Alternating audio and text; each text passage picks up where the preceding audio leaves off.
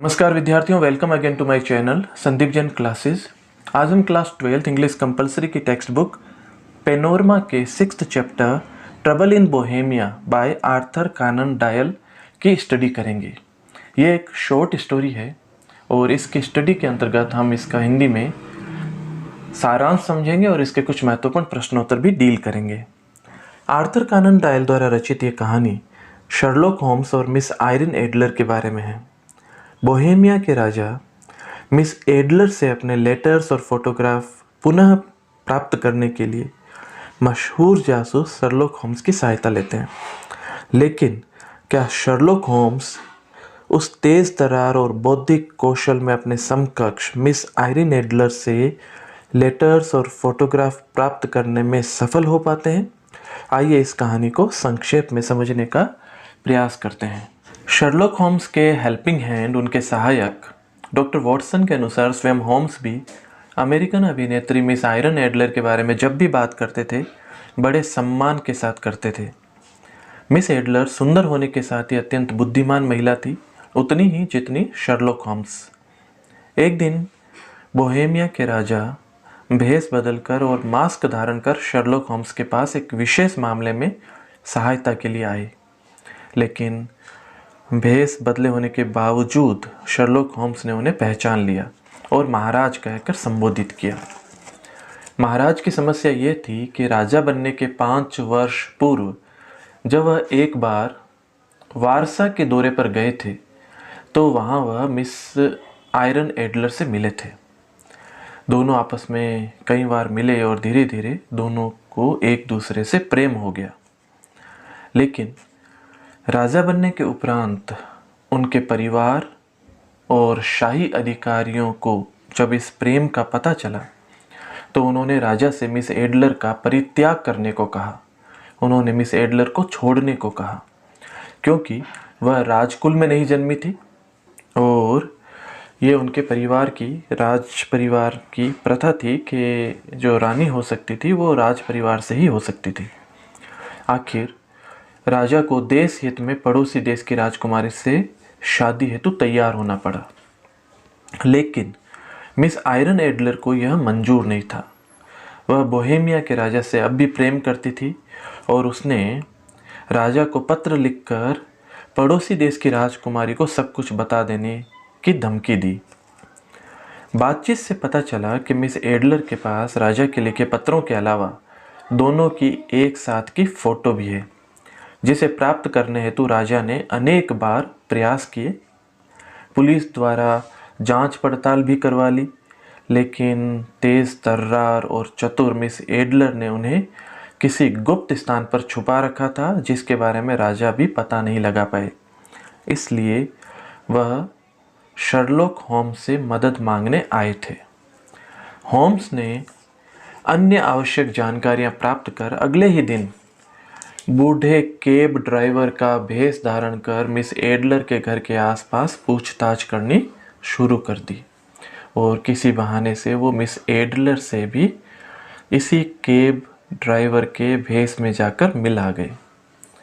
Holmes को miss Adler के बारे में एक आश्चर्यजनक जानकारी उसी दिन मिली। ये जानकारी यह थी कि उसी शाम 5 बजे उन्होंने अपने पूर्व वकील मिस्टर गॉडफ्रे नॉर्टन से शादी कर ली। अब मामला और सुलझ गया या उलझ गया यह पता नहीं चल पा रहा था। होम्स ने डॉक्टर वॉटसन के साथ फ़ोटो प्राप्त करने के लिए अगले दिन की योजना पर बातचीत करनी शुरू की। जब मिस्टर होम्स और वॉटसन अपने घर के दरवाजे पर खड़े बातचीत कर रहे थे तभी लंबे ओवरकोट में वहाँ से गुजरते एक युवक ने शर्लॉक होम्स को छद्म वेश में भी पहचानते हुए जाते जाते गुड नाइट कहा कि गुड नाइट मिस्टर होम्स, ऐसा कहा, जिस पर होम्स को बड़ा आश्चर्य हुआ और उस युवक की आवाज़ भी होम्स को कुछ जानी पहचानी लगी। दूसरे दिन साय 5 बजे पादरी का वेश धारण किए हुए शर्लॉक होम्स ने मिस एडलर के इवनिंग विजिट से घर लौटते वक्त उनके घर के सामने बेहोश होने का नाटक किया। जैसे ही मिस एडलर अपने कैब से नीचे उतरी और ये बेहोश होकर उनके घर के सामने गिर पड़े, जिससे आसपास के लोग होम्स की मदद को दौड़े और मिस एडलर को आखिर मजबूर होकर उन्हें अपने घर की बैठक में ले जाना पड़ा। उसने लोगों को कहा कि आप इन्हें, पादरी साहब को, जो भेष बदले हुए होम्स थे, इन्हें घर की बैठक में ले जाएं। वॉटसन, जो कि कमरे की खिड़की के बाहर गार्डन में छुपे हुए थे, ने होम्स के इशारे पर अंदर कुछ जलते हुए कागज फेंके। कोई नौकर आग आग चिल्लाया, आग लग गई, आग लग गई, और वॉटसन वहाँ से चुपचाप फरार हो गए। बाद में होम्स ने वॉटसन को बताया कि ये तरकीब काम कर गई और मिस एडलर आग आग सुनकर अपने आप स्वचालित ढंग से उस स्थान की तरफ दौड़ी जहां उसने गुप्त स्थान पर उस फोटो को छुपा रखा था। लेकिन पता चला कि आग मामूली है, तो वह आगे रुक गई और उसने उस स्थान से किसी भी चीज़ को बाहर नहीं निकाला, उसने उस फोटो को बाहर नहीं निकाला। होम्स ने वॉटसन को बताया कि अगले दिन राजा और कुछ पुलिस वालों को लेकर वो उस फोटो को प्राप्त करने के लिए जाएंगे। लेकिन अगले दिन जब होम्स मिस एडलर के घर गए तो उन्हें एक बहुत बड़ा झटका लगा। उन्होंने सोचा नहीं था वो हुआ। घर में कोई भी नहीं था, न मिस एडलर, न ही कोई नौकर चाकर। होम्स तुरंत दीवार में स्थित उस गोपनीय स्थान की ओर गए जो कल उन्होंने देखा था। फोटो वहीं रखी हुई थी, लेकिन साथ में वहाँ पर एक नोट रखा हुआ था। मिस एडलर का होम्स के नाम एक मैसेज था।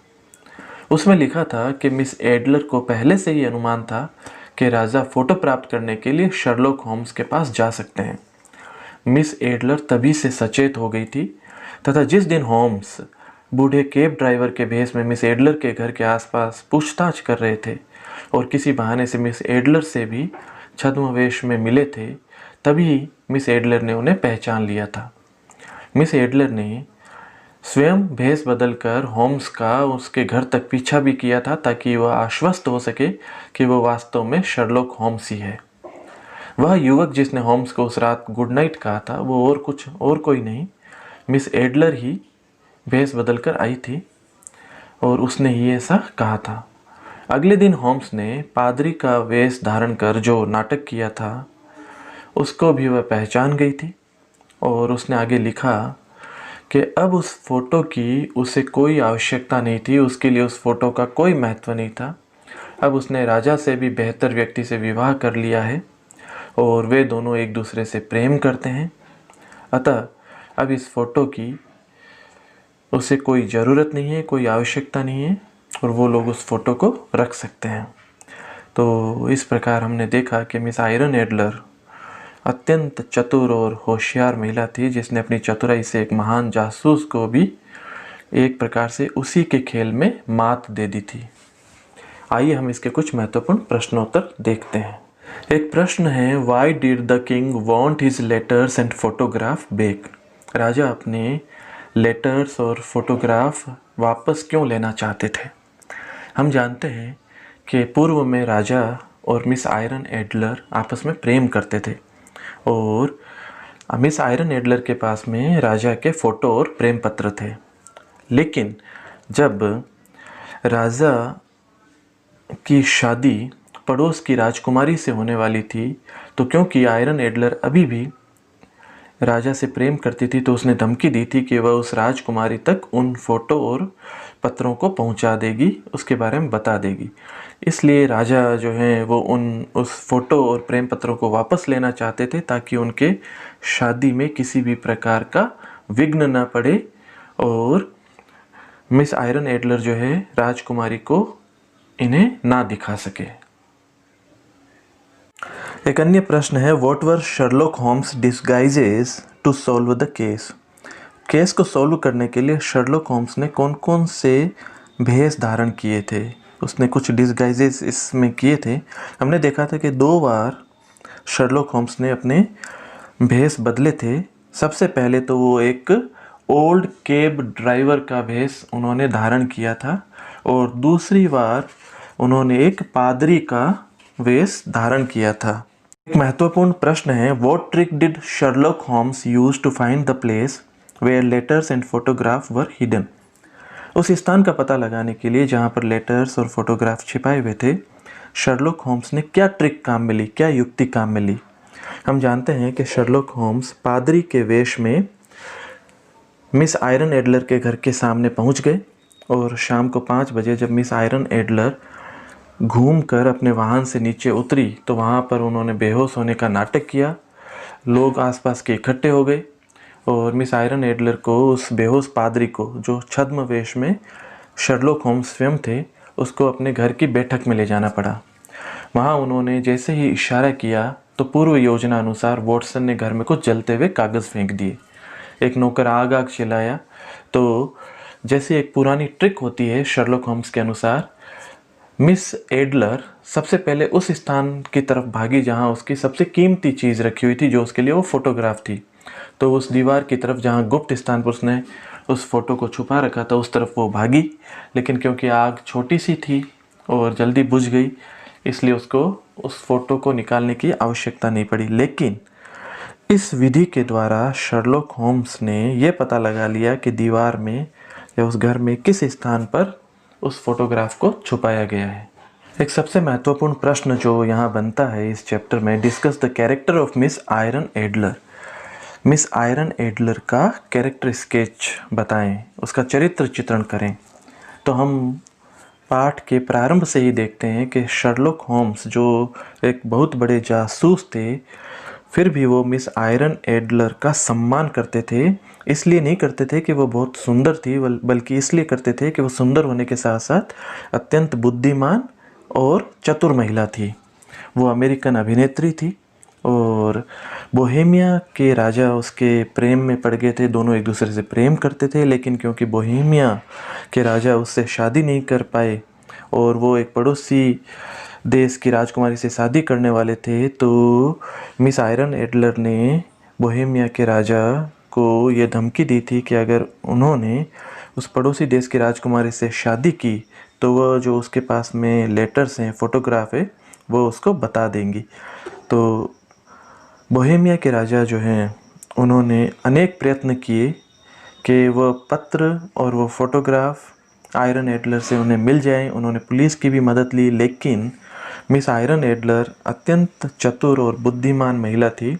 उन्होंने उन लेटर्स को, उन फोटोग्राफ को एक ऐसे स्थान पर छुपाया था कि राजा स्वयं भी और उनकी टीम भी इस बारे में पता नहीं लगा सकी। आखिरकार राजा को शर्लॉक होम्स की सहायता लेनी पड़ी और शर्लॉक होम्स की सहायता लेने के पश्चात भी मिस आयरन एडलर को शर्लॉक होम्स की प्रत्येक योजना के बारे में जानकारी थी। उसको जब वो भेष बदल कर और ओल्ड कैब ड्राइवर के रूप में उनके घर के आसपास चक्कर लगा रहे थे, मिस आयरन एडलर को पता लग गया। जब वह पादरी का भेष बदलकर उनके घर के सामने बेहोश होने का नाटक किया, तब भी मिस आयरन एडलर को पता लग गया। तो वह इतनी चालाक थी कि वह मशहूर जासूस शर्लॉक होम्स भी उससे पार नहीं पा सके। और आखिर में जब उसकी शादी किसी अन्य व्यक्ति से हो गई, गॉडफ्रे नॉर्टन से, जो उनके पूर्व वकील थे, उनसे हो गई, तो उसको उस फ़ोटो की अब कोई आवश्यकता नहीं रह गई थी और उसने बगैर शर्त के उस फ़ोटो को वहीं पड़े रहने दिया, उसको वापस लौटा दिया। लेकिन इन सब घटनाओं से हमें पता चलता है कि वह सुंदर होने के साथ में, और एक बार जब वो भेष बदल के गई थी, कलाकार भी वो एक उत्तम दर्जे की थी और अत्यंत बुद्धिमान थी, अत्यंत चतुर महिला थी, और उसने एक विश्व प्रसिद्ध जासूस को भी अपने ही खेल में मात दे दी थी। तो इससे हमें उनके चारित्रिक विशेषताओं का पता चलता है। आशा है आपको ये पाठ भली भांति समझ में आ गया होगा, और यदि आपको ये वीडियो लेसन अच्छा लगा तो आप इसे लाइक ज़रूर करें। अभी तक आपने इस चैनल को सब्सक्राइब नहीं किया तो सब्सक्राइब ज़रूर करें। बहुत बहुत धन्यवाद।